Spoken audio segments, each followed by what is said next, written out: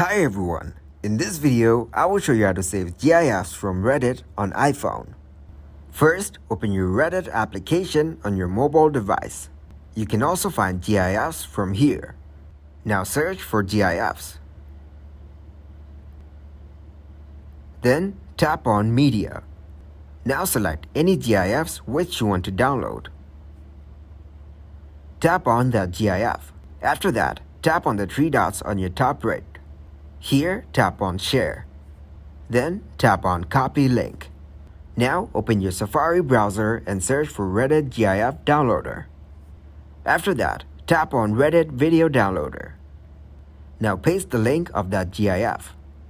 Then, tap on Download. Scroll down and tap on Download GIF. Now, tap on Download.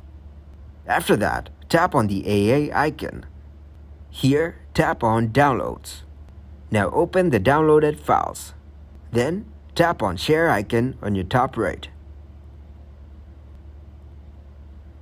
Now tap on Save Image. After that, open your photos.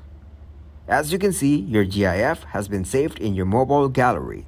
If you guys got some value, make sure to leave a like and subscribe to the channel. Until next time, goodbye.